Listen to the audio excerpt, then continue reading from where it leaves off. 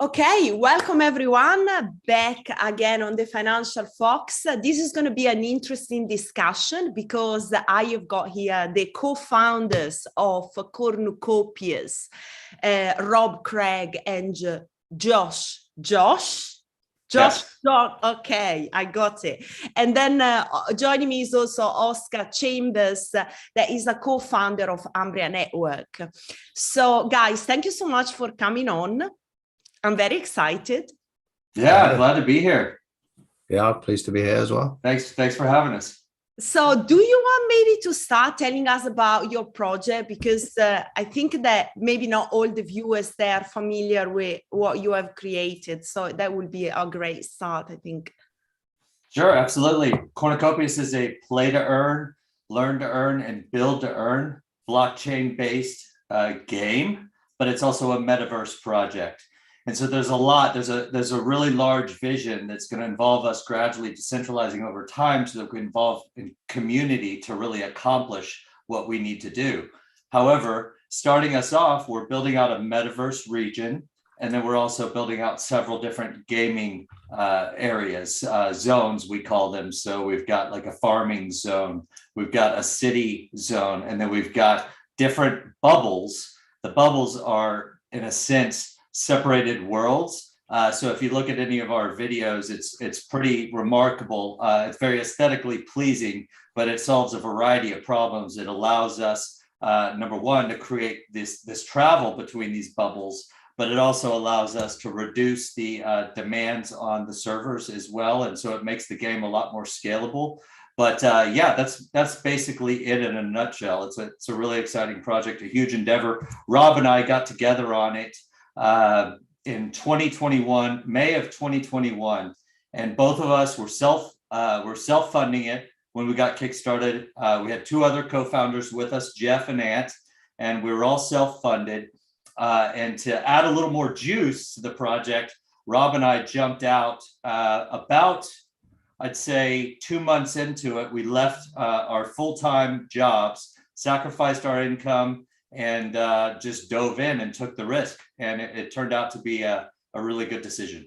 I think that's what I heard today. The Amazon founder, at the beginning of Amazon, is actually left everything, and he said, that's what I'm going to concentrate now because I don't want to have any regret when I'm 80.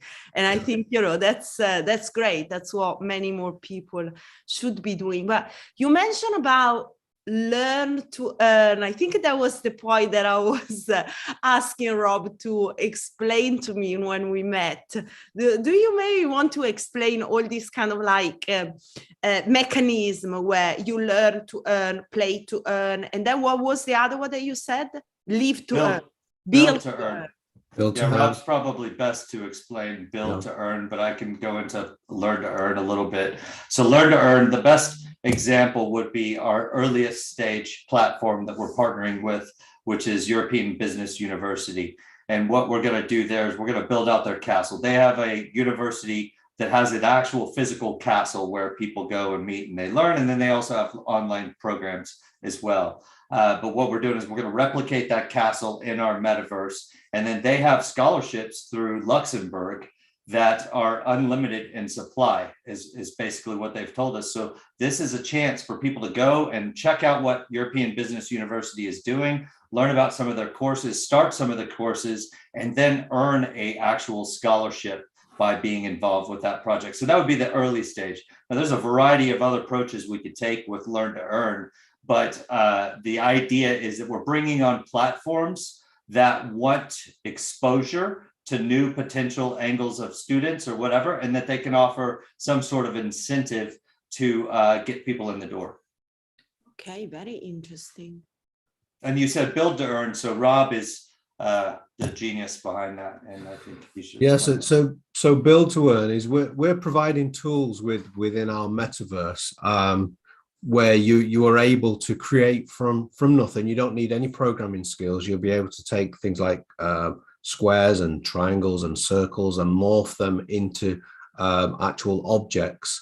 You'll then be able to to travel from your home bubble to the various zones and go and collect all the resources for them, whether it's wood or gold or other kinds of materials, and then come back and create that blueprint of what you want to create, craft it into that item, and then you can mint that on the blockchain as an NFT. And you can then either show that off in your bubble, or because it's now an NFT, you can now sell that to other players within the game, and then they can show that off in their bubble. So that's what we call build to earn. Wow, interesting. And then you have a game, so that's why play to earn. It's all part of the same metaverse. So the metaverse, you can as you are playing, you're being rewarded with in-game currency, which you then can exchange for cryptocurrency. So as you're playing the free game, you're earning cryptocurrency. At the same time, you're earning NFT, you're building NFT rewards. And if you're, like Josh said, in the learning platform, as you're doing your education or checking in, we'll basically gamifying the education industry, you will then be being rewarded in tokens as well, or other kind of rewards, whatever the education center is offering. So you will be learning and then earning those, and then obviously all these NFTs and the cryptocurrencies you can then exchange back to dollars or your local currency. Interesting. Wow. Oscar, do you want to start with your question? I know you had quite a few. Sure. Yeah. So just going from our discussion from before we went live, we were talking about Cardano and how Cardano plays a role in this project. So could you explain exactly why you chose Cardano and what exactly you're doing on Cardano? First of all, we wouldn't have met and started this project had it not been for Cardano. So and to elaborate on that, Rob, I had a show back started in about February with my business partner, Jeff. We were building up a stake pool on Cardano, and we started a show called Cardano Chats. And that was literally to just interview different projects that are building on top of Cardano. And I ended up seeing Charles Hoskinson Charles Hoskins, the founder of Cardano. He talked about a project that Rob was working on in the Cardano Catalyst, which is basically a funding mechanism for building on top of Cardano that Cardano created it's programmatically in their algorithm that there's a treasury that the community can vote on which projects are being done. Well, Charles went through a list and he identified a project that Rob had built and he said, this is really important. We need this.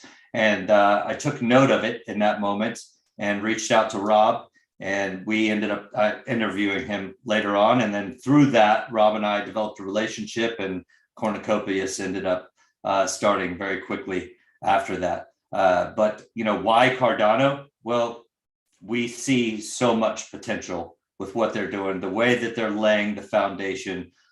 Gaming needs massive scalability. Cardano doesn't have it right now. There's congestion issues on the platform, but we see where they're going and how they're intending to solve these problems. And hey, let's say the risk is there that it wasn't able to solve the scalability issue in time for us. It's very simple for us to utilize another platform as a backup. However, we see their vision and what they're going to do. So the main token is ADA, but any tokens that are on top of the platform is called a Cardano native token. So our token Copy will eventually be on Cardano as well. And what that'll get us is the governance features of Cardano. And I mentioned earlier that we're going to have to gradually decentralize to accomplish the full vision of this project. Community building on top of what we're doing as a platform is a huge tool for us to accomplish our vision. And for that to occur, you have to have governance. Cardano is enabling governance features for any of the native tokens, and that's enormous. But there's a lot of other reasons. I could go on and on about it, and I imagine Rob wants to say something. Yeah, I mean, I think obviously I've been in Cardano since 2017. I'm really heavily within the community since that August 2020 when they released their Project Catalyst. That I was one of the original 50 that were asked to be part of Fund 1. There was no funds given out. They're all experiments. They're now up to experiment 8, and I think they're giving to the community in terms of grants. I think this fund is, I think it's $8 million or $16 million. So it's incredible. That just grows every 6 or 8 weeks. And being part of that community, I built my software, which was open source, which is the one that Josh is talking about there. But we're not building for the Cardano of today. We're building for Cardano of tomorrow. So everything that Josh has said, and on top of that, they're bringing in a Tala Prism, and you've got digital identity that's not available on any other chain at all. So in our game, we might have areas where we need to figure out, say, if somebody's over 18 or not. So with the digital identity, you only give up that bit of the information that you need. So you can stay completely anonymous, but you can say, well, my age is 16 or my age is 30, and it's verifiable on the blockchain. And that's the only bit of information we need to know to let somebody in or out of a certain area. So we're not necessarily building for Cardano today, but the Cardano of maybe a year from now, which will be an incredible thing. And like Josh said, the scalability on Cardano is absolutely enormous. I think that's quite interesting. It's the first time that somebody mentioned to me actually a product of IOG that is included in a blockchain project, metaverse. That's very interesting. So it's the ability to incorporate that. So one aspect that I'm quite interested is about gas fee, because gas fee on Cardano, apparently they are quite different than gas fee on Ethereum. And I think that would be quite helpful also for Oscar and Umbria to understand a little bit how that works. Yeah, I mean, gas fees on Ethereum, the way the protocol works is the more that it's kind of built around, if you want your transaction to go through quicker, you pay more fees, and that's kind of now got out of hand a little bit. So you end up paying between $40 or $200 for the fees. What they tried to do was introduce this method of burning some of the Ethereum, which was quite popular with the public. Please burn Ethereum, and that way the initial coin will go up in value.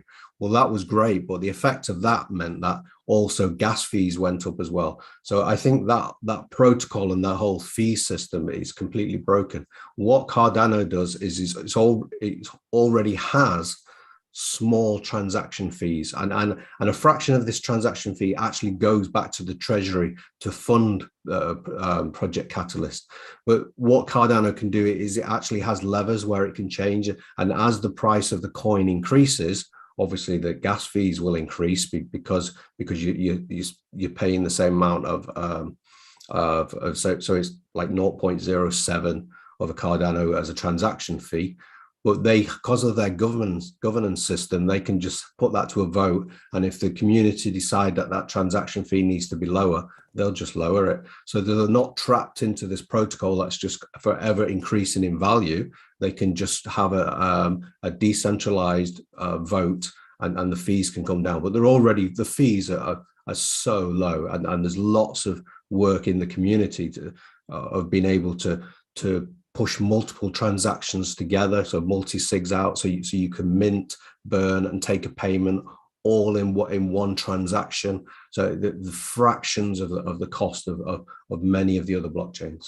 And yeah, which is enormous for the idea of, a lot of people don't realize how early crypto is. I have friends coming to me all the time, and they're saying, am I too late? And I'm going, no, this is so, it's in its infancy. It's taken a while, to get here to this point. And obviously there's certain things that are incredibly powerful, like the market cap of Bitcoin, and it's got the attention of the world. But the reality is there's no mass adoption yet. And one of the problems is the fees on a lot of these chains, especially Ethereum, but which is a great project. And it's very innovative, and great apps being built on top of that, and great layer 2 solutions for the fees as well. But we believe the way that Cardano's set up overall is going to position it to have some very effective layer 2s and really efficient scalability down the line. So If scalability and fees were the primary concern, what made you decide not to just deploy your system on a layer 2 and then just wait for Cardano to be ready? We'll have layer 2 as well, because obviously we will have players that are saving multiple saves per minute, and we're hoping to have over 1 million players in our game. So we will have our own layer 2. The NFTs and the currency will sit as native coins on layer 1. But everything on Cardano is for me is all about decentralization and putting the people in power. So if you look, there's over 3,000 stake pools, which is the highest distribution of any network. I think if you look at something like Binance, I think they've only got 8 pools, or Ethereum might have 16. But Cardano, you've got 3,000 different nodes, all capable of running smart contracts now, all ready for scalability. Oh, do you mean like mining pools? Yes. Right. Yeah, the mining pools, yeah, and on Cardano, because it's proof of stake, there's no mining that happens with processors trying to mining synonymous with energy consumption. Yeah. So there's like no proof Bitcoin, of work on Cardano, right? With stake, with proof of stake, you don't have an energy intensive deal. It's a lot more efficient in terms of energy and security as well. But all of that said about Cardano, overall, we're blockchain agnostic. It's a platform we chose for our foundation, but the reality is we believe there's going to be many effective platforms, and interoperability is one of our values. And so that's an important element. And so we will develop things on other chains as well. Yeah, we totally agree with that with Umbria. That's why we're deploying all of our bridges across many different chains. And we've decided to focus on the layer 2s primarily because I believe that's where all the action is at the moment, as far as like projects deploying on there and new communities being built on that. Like I'm sure that there are a lot of communities being built on Cardano too, but there's certainly a lot of action on the layer 2s. So Umbria are focusing on bridging the layer 2s back to Ethereum first, and then we're going to move on to the more exotic stuff like Cardano and things like that. Yeah. But I guess it is the kind of, not an arms race, but it is kind of a race to see which platform can be adopted in the most smoothly. And one of the criticisms that I found that Cardano has had across time is due to the fact that they're taking the rigorous approach to development. It's taking a long time for key features to be deployed, and I'd be interested to hear your take on that as well. I mean, they are, yes, but if you look at Ethereum now, Ethereum is moving from proof of work to proof of stake, because they've got so many problems. And what you'll find is they might be 2 or 3 years, maybe 4 years, who knows, it's a development life cycle, before they will be able to get anywhere near where Cardano is today. And so 3, 4, 5 years from now, Cardano is going to be in a completely different place. It's already doing lots more transactions at the moment, and you can see the economy and the build, especially with initiatives like Project Catalyst. There is more and more people that are moving over from Ethereum and Binance that are actually developing as they see the power of Cardano, especially with the digital identity. I mean, the space is absolutely incredible. And but for us, we're a game, and we are able to read any blockchain. So on our game, we're allowing people to put their profile pictures on our characters, maybe on backpacks or on t-shirts. So we can pull in those characters, profile pictures. All we need is a connection to your Web3 wallet. And so we can, on our characters, we can on the same character, you could put on a Cardano profile picture, then you could put an Ethereum picture, you can put a Binance on. We can read all the blockchains. It's just, I mean, that's what blockchains are. They're just read only, and like you call them bridges. For us, it's just an API call. So can I just ask about the token? The token is on Binance Smart Chain, right? Why have you chosen to launch on Binance Smart Chain? Yeah, it's a great question. The choice was really around securing the token. Originally, Cardano's very early. So the ability to make a Cardano native token is still very early. And so as a result, some of these apps are not developed that allow for multi-sig kind of protection of the token, which is essential. So we're managing a lot of tokens, and we need to secure them in a way that we feel comfortable that our community and everyone involved is protected, and that's essential. And so some of those solutions weren't there for us, and it just made sense to just go ahead and launch. That way we get the token launch out of the way. We bridge back over to Cardano as we need it, which, by the way, is in process. We're very, very close with that solution to where we'll be on multi-chains in terms of our token, which is great. So very soon we will have a Cardano native token. And that's, so we've still got the protection of our token, and then we'll secure our token on Cardano as a Cardano native token, the Copy token on Cardano, with an LP token that you receive by providing liquidity to a decentralized exchange or something like that. Okay, interesting. So maybe Oscar here, it will be good if you can maybe explain a bit of the USP of Umbria bridges and the fact that in which chain we are, the project, which chain the project is supporting. Just give a little bit more information. I think that is a good point to bring in Umbria. Sure. Well, basically the vision with Umbria is to bridge all of the different important chains that people are using and defractionalize assets across chains. Because one of the major issues with cryptocurrency in general is that different crypto networks don't talk to each other very easily. And so we have some bridging options in the space right now, but they're very expensive because they follow a minting and burning model. And what we did at Umbria is we created a new model of bridging. We invented a new model called liquidity bridging, which basically what we do is we hold liquidity on many different chains. And then when someone sends funds into our system, we send those funds back to them on the chain where they want to go. And that's cut down the bridging cost from Ethereum to Polygon, for example, by a factor of 10. And it's also sped it up from taking about 1 hour to under 4 minutes typically. And our basic vision at Umbria is that all of these chains, and this is very similar to what we've been talking about just a moment ago, this idea of blockchain agnosticism. I don't think people are going to care in 5 or 10 years what technology they're using.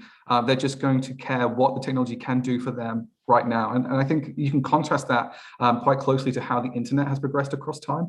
If you wanted to set up a mail server 20 years ago, it would take a lot longer than it does now. And the standard practices, it took a long time to flesh out. And it went from being a very nerdy space where you need to be very technical to do anything to being a very accessible space where anyone can really achieve what they want the technology to do for them. And so we think that cryptocurrency across time will become more about user experience as the underlying technology becomes more standardized across time. And so that's the kind of technology that we're trying to build as well. We're trying to make like a layer on top of all of the crypto networks so that people can say, well, I want to get from Ethereum to Avalanche or Avalanche to Cardano. And even further than that, enable developers to create applications that can handle the computation on different chains without the user having to worry about that stuff.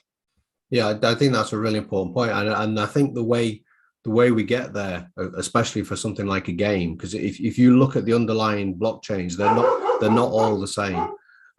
So you have some that are slightly different from others, and the way you get multi-chain is with standards. So yeah. At the moment there is no real standards out there. We have the 721, I suppose, standard on Ethereum. Cardano has an equivalent of it, but it's still evolving.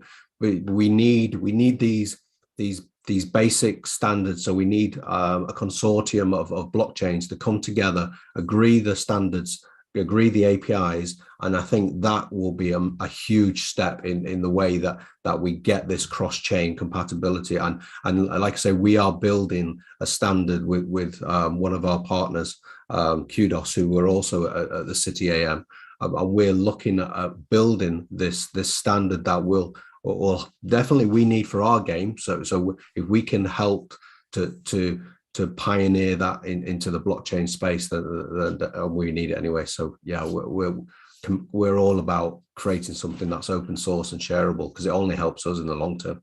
And Kudos are creating their own chain, aren't they? Yes, they have a layer one as well. Yeah, and we're utilizing their space to decentralize our nodes. So we have, because we're building on Unreal Engine 5, we will need Unreal Engine servers where the players can all join and have have their player spaces together or join the main game. But also at the same time, we will need our layer 2 distributed database. So that will be split across Kudos, our nodes that will be hosted on player-owned nodes that will be hosted with Kudos, because they have that technology. Yeah. Yeah, I think that's exactly right what you said. I would just say though, we're not completely without standard practices. There are definitely already cryptographic standards and things like that. But like you say, it's nowhere near enough to bring and unify the whole space together across the different cryptocurrency networks. So I definitely agree with you on that. Yeah, and the regulation's not even there yet. Regulation's confused, and governments all over the world and how they're going to regulate crypto. It's basically non-existent in a sense, because they haven't figured it out. And so there's a lot of uncertainty there, which is also why there isn't a lot more mass adoption at this point. And that's another reason that we chose Cardano, is that we do see there being a huge future in crypto, and we see a lot more regulation, which would be a good thing. A lot of people hate it, and I'm not fond of it. But the reality is when regulation comes into the space, and investors and people that are building apps and platforms, et cetera, have some certainty about what they can do and what they can't do, it's going to be a lot more fruitful. And one of the reasons we chose Cardano, again, is the Atala Prism platform with digital identities that solves a lot of those regulatory issues. That's the foresight to see where governments will be headed, and that solution will be heavily needed. And that's why it's being adopted by countries that, like we see in Africa. They don't have these barriers, that they want the technology. They don't have any legacy banks that are trying to resist this change. So we've seen it being rolled out in some of these countries. I'm definitely bullish on regulation, because without it, you just have a wild west of scams. And we've seen that on some of the popular, especially cheap layer 2s, because the barrier for entry to create potentially very lucrative scams is very low. And so, and I always feel that when the regulatory becomes too strict, the technology tends to outpace it. So, for example, if you look to the internet, a few years ago, everyone, we all had the scare about internet privacy basically being a thing of the past.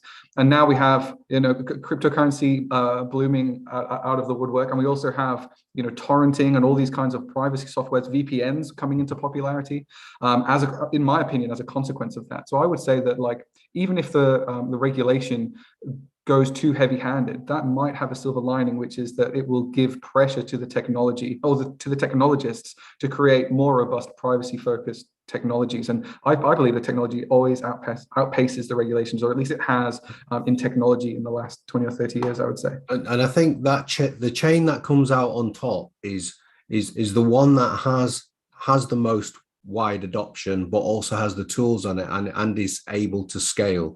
So, I mean, how many blockchains have we seen at the moment? Looking at Cardano, yes, there is issues, maybe, because the performance was always going to come later. First of all, it was to get to the underlying technology stable, and then the tweaking we're actually seeing now. So once June comes around and we've done that hard fork, I don't think there'll be any, the scaling on Cardano is there, and we'll have mass adoption. But it has never fell over. It's never had to be rolled back. It's never been forked. You've not had any of these issues that we've seen on Ethereum and some of these other platforms. And so from day one, because it has taken longer to build, it's actually been built because it's a better product.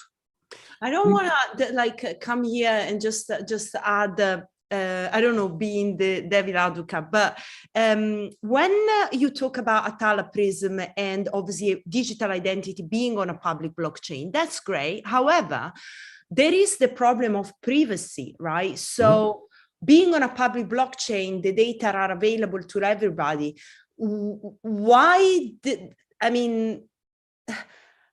What will be the risk that the privacy comes in, where it might be better to be on a private blockchain like IBM or the Hyperledger IBM? It's not preventive of having privacy. Well, at least as far as I know, on Cardano, there could be a side chain that has privacy features.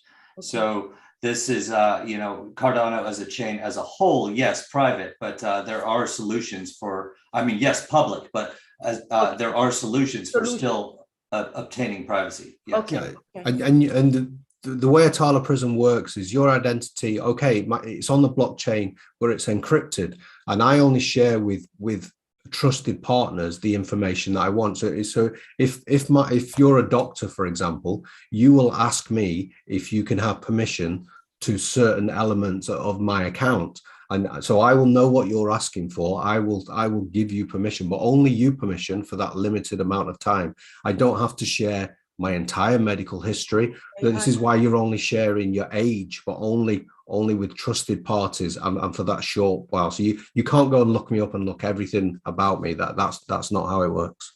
Okay, another challenge, NFT wallet, because there isn't really the Cardano ecosystem is working on that, but it's not at the same level with the Ethereum is.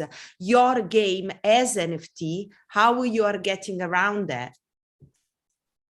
In what respect? Because we're supporting NFTs, so a wallet that support NFTs. I know there are on Cardano, but it's not as developed as it is on the Ethereum network.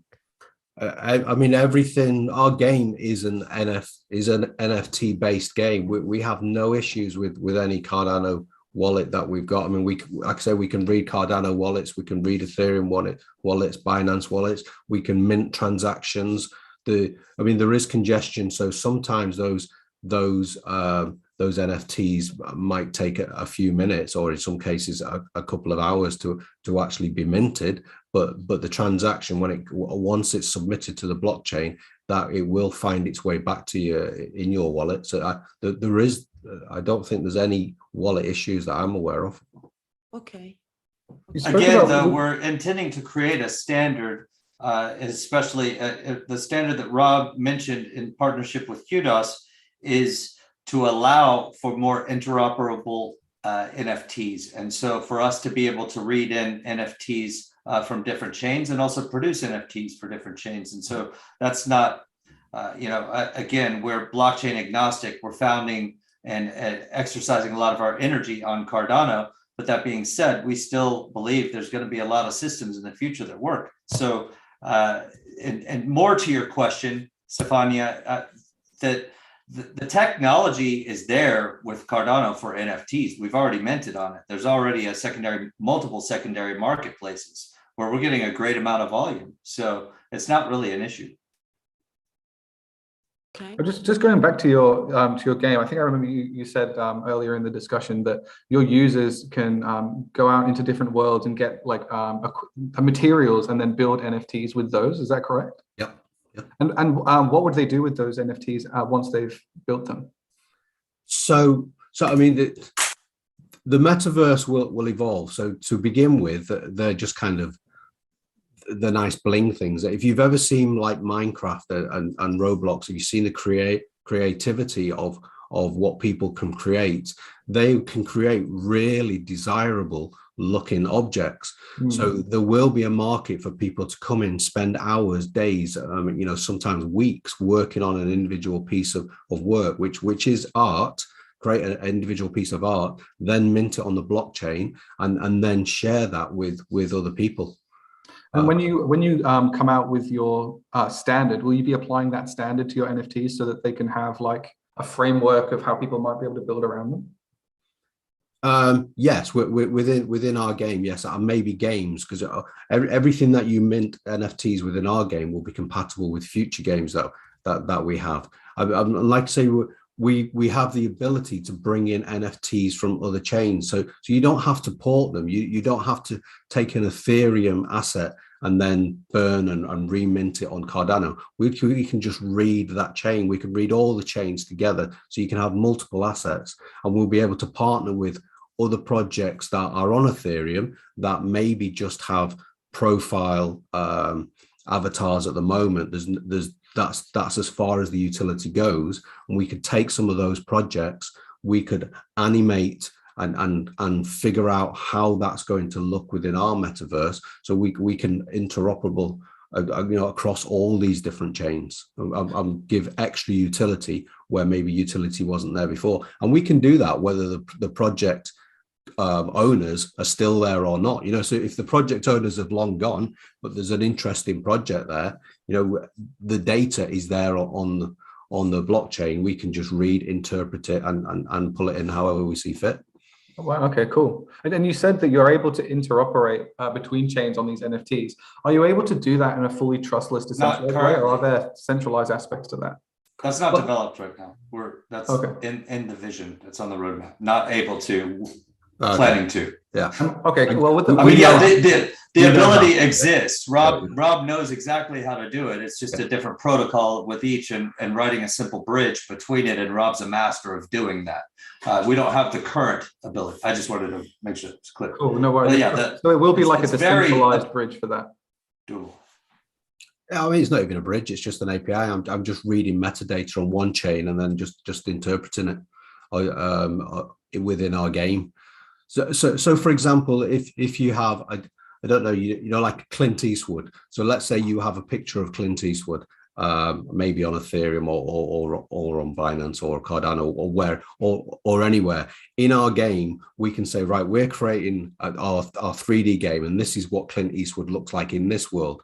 Yeah. And we know that you've got that in your wallet. Then you can open up our mobile phone game, which also can see Clint Eastwood, and we say, well, actually in our mobile phone game, this is now a 2D character and it looks completely different. So it's just, so it's still using the same information that's in your wallet. We're just interpreting it differently. We could do the same with VR, augmented reality. So this is how we can pull in all the data, because we just read the metadata. But with regards to going from one chain to another, is it just a case of your game looking at a blockchain, interpreting what is on that blockchain in the game, or will there be the ability to move an NFT from one chain to another? Oh, well, I see what you mean. So move. Okay. Why would you want to do that? I don't know. You might want to sell it on another chain. It might be a more exciting chain. It might have a better marketplace. It might have a better community. I don't know. I was just wondering whether that was no. So we currently don't do that, but it's very easy to do. I mean, we could write a smart contract, or we could write. It probably wouldn't be. I mean, it could be a smart contract where on Cardano, where we take your NFT, we extract the image and the metadata, and then we burn that NFT, and then that stops, and then another. Say Ethereum smart contract now kicks in, which actually creates the equivalent on Ethereum. I mean, that's all bridges do, don't they? They just take it from one and then remint it on another. So I know how to do that. We haven't really explored that use case at the moment, because we don't have that. If you think about a large brand that, you know, looking to the future and where things are going to have to go, I mean, and the way that things are, it certainly seems like, let's say a large brand that's a shoe company or whatever wants to make NFTs, and they're going to be limited to the blockchain that they choose to sell their NFTs on, and they're going to be losing a huge amount of market share if there isn't some sort of standard or solution in place where you can launch an NFT on multiple chains at the same time. We're not saying that we're currently trying to solve that problem. However, that is a big problem that at some point there needs to be a solution for. Sorry, go ahead. I think brands, they don't want to miss out on anywhere. So no, they understand that Ethereum has got, you know, energy issue. So especially fashion brand, okay, they don't want to go on Ethereum, even though Gucci is doing it. But then what they do, they said, oh, if I go on another chain, or I'm going to miss the Ethereum network. So they feel they really want somewhere where interoperability is feasible as well. Yeah. And we have that perfect space with the game. You know, we can read all blockchains. So I mean, in the future, blockchain will become invisible, just like databases are invisible now. You know, you will play the game. You will just like Oscar was saying about the internet. You know, you'll connect your wallet, and if you get paid, you'll get paid in your local currency. It will all be completely seamless, and it has to go that way to attract the 2.5 billion gamers that are not cryptocurrency ready at the moment. The space is too complicated for non-crypto people. So we have to build those standards and the regulation and the tools, and our platform will be one of these perfect tools, I think, to break down those barriers. I think the point about building standard and having a body that is you know, it brings together different like-minded people and projects to kind of lead this standard. I think it will be really good.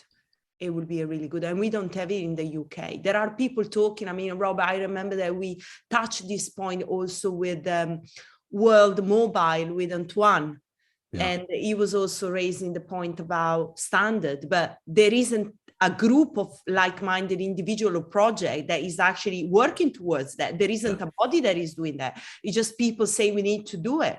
So it might be the time that actually people come together and start to work on this. Well, I find cryptocurrency, it can be very tribal. You get a lot of maximalists, but those maximalists, although they may favor one currency, they actually do hold currencies from other chains as well. So, I mean, I don't know how you could be a maximalist and have a mixed bag across them.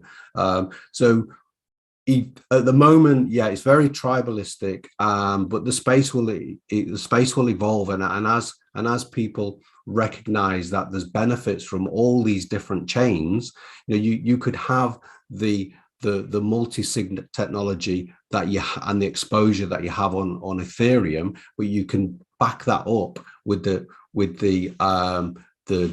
digital identity on Cardano. We can use all these different technologies from the different chains and build them into one single profile.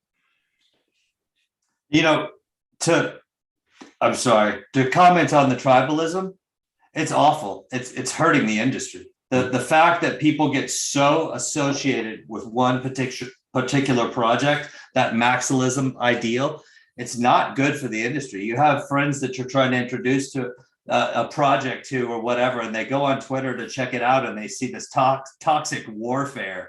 It's like, come on, guys. Where do you want this industry to go? It has incredible potential, but the toxicity needs to stop. It's probably a function of how complicated everything is. Because once you learn one thing, that's your whole brain is full of that, and to learn another thing, it's going to take all of that time again. If you look back to the early days of computing, PC versus Mac versus Linux, I think it was a lot more polarized than it is today. And just because the complexity of learning those technologies was so high that you really have to devote yourself to your clan. And so maybe as people become less aware of what technology they're using, that will decrease. And I think we've seen that in traditional games now, because I think one of the biggest players at the moment is Epic Games, and they built Unreal Engine 5 and their flagship product Fortnite. You can play Fortnite on the Xbox or the PlayStation or even on your mobile phone. So there's not that many maximalists, I suppose. Well, you will have people that will always buy Xbox, always buy PlayStation.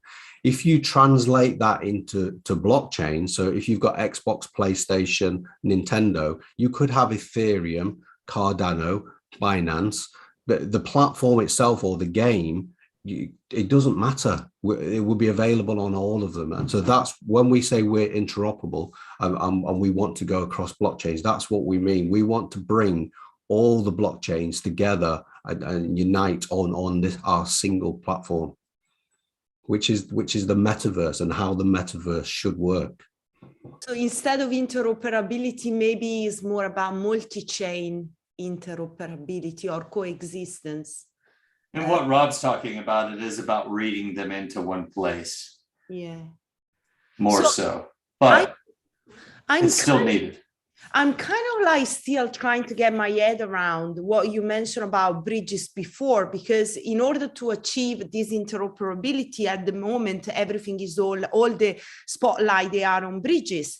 And then Rob, you mentioned about reading API, and I'm saying, is that kind of different things? I'm kind of like, is it really, do we need a different kind of like bridging infrastructure, or reading API is another solution? I still don't understand it. I mean, it depends on the use case. If you want to trade, see, our coin currently is on the Binance chain, and we need to, if people want to use our coin on Cardano, you can't do so. We have to bridge over. So there has to be a physical movement, there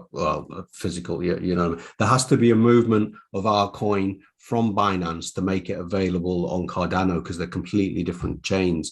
But in terms of NFTs, although the NFTs do sit on different chains, what an API will do is it's just reading, it's not physically moving anything. So that's the power of the API. The extent to which you need something to be on chain is a function of how decentralized and trustless you want it to be. And so if you're happy to be a little bit more centralized, you can use an API to determine what on-chain data means. And then your community has to trust that you are representing that information correctly. And so I think it's a very difficult thing to be fully decentralized, fully trustless in any cryptocurrency application, because the trade-offs for true trustlessness, true decentralization are quite severe. And we've seen a lot of platforms take a kind of hybrid model. Binance Smart Chain is a perfect example of a hybrid model. It's not a decentralized chain. It's run, all the nodes are run by Binance. But it has all of these advantages like low cost and high speed transactions. And so I think there has started to be a little bit of a shift in consciousness in the crypto space, where people used to think if it's not fully trustless, if it's not fully decentralized, then it's not worth bothering with. And now we're realizing that there are actually trade-offs there in the middle, where you can have an optimal situation for particular use cases that are not necessarily completely decentralized and trustless, and capitalize on some of those advantages for being centralized in certain aspects. Yeah, and I think technology in itself, going back to mainframe days, we've always had this. We're now centralized. We're now going thin clients. So we're centralized. We're going thin clients, and now we're decentralized. We come back to centralized. We have this back and two. We're just seeing this now with blockchains. But you're right. The reason congestion exists is because all these transactions are happening on people's PCs that are all over the place. You know, they're not all turned on. They're not all the same spec. If that was a centralized system, then they would just be really high powered. And transactions could go through in seconds, well, milliseconds, wouldn't they? So, but that is the shift of decentralization, and I think the real answer is the hybrid model will work. I think even Cardano is looking at some elements of proof of work in some areas, because that has some benefits as well. So yeah, the space will just evolve. I think it's fascinating. Even the fully decentralized systems aren't decentralized if someone has the key to the pre-mine. And so even totally decentralized systems aren't necessarily totally decentralized. It feels like an asymptote to me. But what we also see, and we're seeing this on Cardano as well, is you have this decentralized database, decentralized blockchain, sorry, and people are writing APIs so they can read them quicker. And so, for example, we have a service from Blockfrost. So all these wallets are connecting to Blockfrost, and then Blockfrost connects down to the layer one. Well, Blockfrost is now centralizing. So we're actually centralizing Cardano via the back door here, because if Blockfrost goes down, all these services go down. That's true. Well, that's what centralization sometimes brings, more efficiency. Yeah. So you do need this hybrid model. Well, exciting. I think there is a lot to work in the space, but it's very, very exciting. I had another question about NFTs on Binance Smart Chain. What's your experience? I mean, you are looking at Cardano, so probably is not something that you have experienced. But what's the activity with NFT on Binance Smart Chain? Not a question I'm qualified to answer. Rob, are you? I mean, I've looked into NFTs obviously on Ethereum, Binance, and Mutable X. So there is activity, but I mean, we're so down the rabbit hole now because of the features that, you know, we have enough that we need to know at the moment, so we can read them. But that doesn't mean to say that our knowledge stops there and we won't go back and revisit them as we're early stage building our game. So once we get our game to a really stable level and it's released, that's when we'll be putting all the bells and whistles on, and that's when we will go back and look at the other chains and see where they are at that moment in time. So is that, you know, and I would just comment on that as well, that like we recently had our first NFT sale on Cardano, very recent, and there were things that went right with it. For example, we had so much demand that there were over 8 million API calls. In one instant, we had 60,000 API calls that broke the Mongo database and caused a poor user experience for a lot of people. And for those people, that might be listening right now, we completely understand your frustration with what happened. We would have been just as frustrated. And the way that we're looking at handling that is making a variety of fixes with our technology partner, Dirt, that will improve the next experience. But I just want to say the positive side of that was that on an early stage platform, Cardano's early, right? I mean, we just the smart contracts just recently launched. NFTs are a year old on Cardano. You know, it's early, but like we're utilizing early technology on top of early technology, and yet we still sold out in 2.5 hours. Wow. So the market is there, the demand is there. It doesn't matter where you're at. It's just figure out how to utilize the technology in the best possible way to give people a great user experience.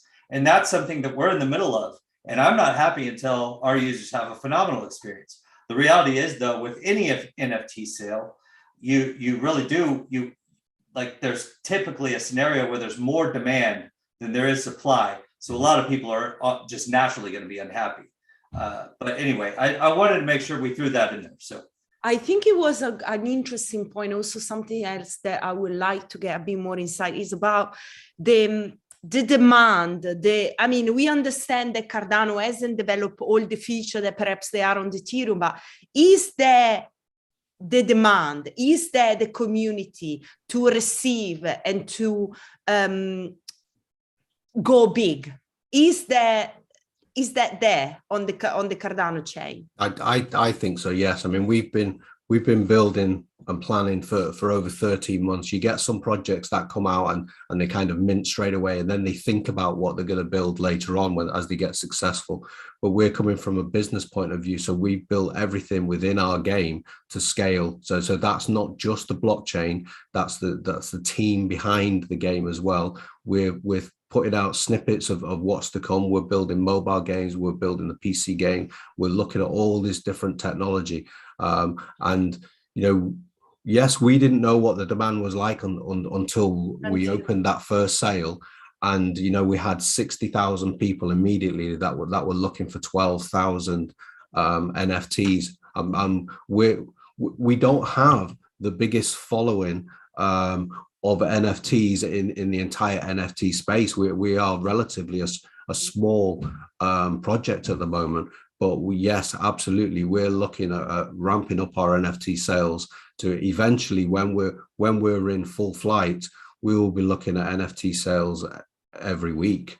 And we do believe that with the right platform, these are not throwaway NFTs as well, by the way. All our NFTs will have utility because we're building a game. You know, our bubble jets, there is use case within our bubble jets to go NFT racing. So there is a use case for that, but we're also creating a free game. So if you come in from a non-crypto space and you look at the price of some of these NFTs and you go, whoa, I'm staying away from that. You know, our game has build to earn in there and learn to earn and play to earn. So you can come in with zero money and you can still earn within the game. So I think there's going to be absolutely huge demand for the project that gets this right, and hopefully that's how we're positioning ourselves to scale. That's quite interesting, Rob, because I think there is a project, Guild Yield Games or something like that, where they give actually grants to students or something, but where you are taking the approach where actually you get them to learn to earn. Interesting. You're talking about guild games? Yeah, I'm talking about them. They have got like grants where they go and recruit good students or good developers and people they can't afford to get in the game, but because they've been given this grant, then they're going to be able to pay back. So right. It's a different model from yours. They're actually saying if you learn, you earn. In a way is even better because it's actually almost like a layer 2 on top of play to earn that's occurred through a ecosystem that creates an opportunity. So you have an ecosystem that's creating opportunity. Let's say it's Cornucopias, for example. Guilds almost become a layer 2 that utilize our game and other games to create incentives to create opportunities for people within their guild or their decentralized autonomous organization, their DAO, whatever it may be. So these are ecosystems that exist because of ecosystems, and it creates a very interesting interplay and a lot of opportunity for people in different economic situations around the world. For example, one of our partnerships, Tingo Mobile, is located in Nigeria, Africa. And one of the things that they are going to have, they have over 10 million subscribers for their service. And so we're going to bring our play to earn options to them and our learn to earn options to them. And so just that partnership alone creates enormous synergy from an ecosystem that somebody else has developed that we're combining with ours to create value for the end user. There's a lot of that going on. And a lot of the Tingo customers, they will never play our PC game, but they will be playing our mobile game. So they will have the same access as the PC, and we will have PC players that will probably never access the mobile game, although it's a bit unlikely. But you know what I mean? We have opportunities on all these different platforms. Interesting, very interesting. Okay, I think that was an amazing chat. Oscar, do you have any other question or anything else that you wanna say? Yeah, just a little bit more about Cardano. When do you think the Cardano of tomorrow will be the Cardano of today? I love this question. That's $1 million question. Yeah. I think every hard fork. So there's a fork in February. There's a fork in June. I think the next one's September. More and more features come all the time.